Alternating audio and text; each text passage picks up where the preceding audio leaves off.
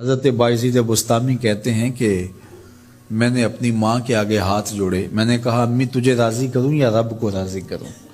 تو اپنے حق مجھے معاف کر دے، اللہ کو میں راضی کر لیتا ہوں۔ ماں نے کہا جاؤ پتر میں اجازت دیتی ہوں۔ گئے جنگلوں میں، ذکر و فکر میں لگے رہے، تنہائی میں اس کو یاد کرتے رہے، دن رات ذکر کے چراغ روشن رکھے۔ 12 سال گزر گئے حق کی تلاش میں۔ ایک دن واپس بستام کے قریب سے گزر رہے تھے، خیال آیا چلتے چلتے ماں کو سلام کر جاؤں۔ دروازے کو دستک دینے لگے تو اس خیال نے ہاتھ روک لیا کہ ساری زندگی ماں کو سکھ تو دیا کوئی نہیں، اب دکھ بھی کیوں دینے لگے ہو؟ رات کا ایک پہر بیت گیا ہے، سردیوں کی لمبی رات ہے، ماں بستر میں لیٹی ہوگی، تیرے لیے اٹھے گی، دروازہ کھولے گی۔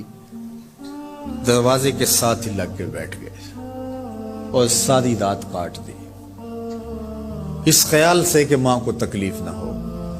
جب سحری کا وقت ہوا تو اندر سے جو نالی آتی تھی اس نالی سے پانی آیا، سمجھ گئے میری ماں تہجد کے لیے اٹھی ہے اور وضو کا پانی ہے، تو فوراً دروازے پہ دستک دی۔ اندر سے آواز آئی بیٹا بایزید میں ابھی آئی۔ مائیں بیٹوں کے دستک کے انداز سے جان لیتی ہیں یہ کس بیٹے کے ہاتھوں کا لمس ہے۔ 12 سال کے بعد آئے، دستک دی، کہا بیٹا بایزید میں ابھی آئی۔ ماں کی تو نگاہیں ہی دروازے پہ رہتی ہیں۔ اللہ اکبر۔ کہتے ہیں کہ ماں نے دروازہ کھولا، 12 سال جنگلوں کی خاک چھانتے بیت گئی تھی، پراگندہ صورت، بکھرے ہوئے بال، پھٹے ہوئے کپڑے۔ میری ماں کی جب نگاہ میرے پہ پڑی تو اس کی چشمان سے موٹے موٹے آنسو ٹپکنے لگے، اور اس نے ایسے ہاتھ پھیلا کے کہا مالک میرا بیٹا بایزید تیری طلب میں نکلا تھا، تو نے ابھی تک اسے اپنا قرب نہیں دیا۔ حضرت بایزید بستامی کہتے ہیں 12 سال کی ریاستوں سے جو کچھ نہیں ملا تھا ماں کے اٹھے ہوئے ہاتھوں سے مل گیا۔ میں نے کہا مالک میں تجھے کہاں ڈھونڈ رہا ہوں، تو کہاں موجود ہے؟ تو ماں باپ کی رضا اللہ کی رضا کا دروازہ کھولتی ہے۔ جن لوگوں کے ماں باپ ناراض ہیں اور وہ جا کے پیر صاحب کی خدمت کرتے ہیں، اور میاں ماں کے قدم چومو، باپ کی ٹانگیں دباؤ، ان کی خدمت کرو، تمہارے پہلے مرشد وہ ہیں، ان کو راضی کرو، پھر کسی شیخ کامل کی صحبت میں آنا، دیکھو کیسے دل کی بند کھڑکیاں کھلتی ہیں۔ ایک مرشد تو ناراض کر رہا ہے اور دوسرے مرشد سے تمہیں کیا ملے گا؟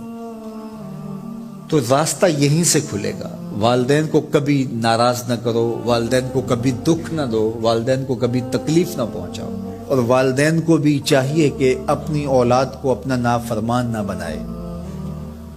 ایک بزرگ فرماتے ہیں کہ مجھے برابر 30 سال ہو گئے ہیں کہ میں اپنی اولاد کو کوئی حکم ہی نہیں دیا، کوئی حکم نہیں دیا۔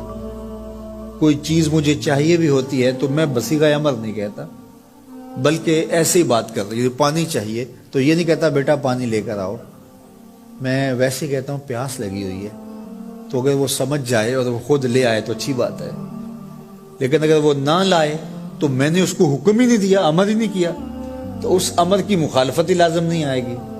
تو کہا 30 سال برابر گزر گئے ہیں، میں نے اپنی اولاد کو حکم نہیں دیا کہ کہیں وہ میری نافرمان نہ ہو جائے، چونکہ اگر وہ نافرمان ہو گئے پلے کچھ نہیں رہے گا۔ جو اولادیں ماں باپ کی نافرمان ہوتی ہے وہ ہوا میں بھی اڑیں، وہ چرخ پہ بھی جھولیں، وہ زمین پہ گرنے والی ہوتی ہیں، کبھی کامیاب نہیں ہو سکتی وہ اولادیں جو ماں باپ کی گستاخ، بے ادب اور نافرمان ہوتی ہیں۔ وہی اولادیں سرخرو، کامیاب اور کامگار اور بامراد ہوتی ہیں جو ماں باپ کی خدمت کرتی ہیں، ماں باپ کی دعائیں لیتی ہیں۔ وہ ایک بچہ ماں باپ کے پاؤں دبا رہا تھا، تو ایک بچہ ایک بر اعظم میں، دوسرا دوسرے بر اعظم میں، تیسرا تیسرے بر اعظم میں بڑے بڑے کاروبار کر رہا تھا۔ تو کوئی اس کا دوست ملنے آیا، اس نے کہا کہ اس نکمے کو بھی کہیں بھیج دو، فلاں جو ہے وہ یورپ میں ہے، فلاں امریکہ میں ہے، وہاں اتنی بڑی کمپنی اس نے کھولی ہوئی ہے، اس نکمے کو یہاں بٹھایا، اس کو بھیج دو، یہ تو نکمہ کسی کام کا نہیں۔ کہا یہ نکمہ ہی تو میرے کام آ رہا ہے، کہ نکمہ ہی تو میرے کام آ رہا ہے۔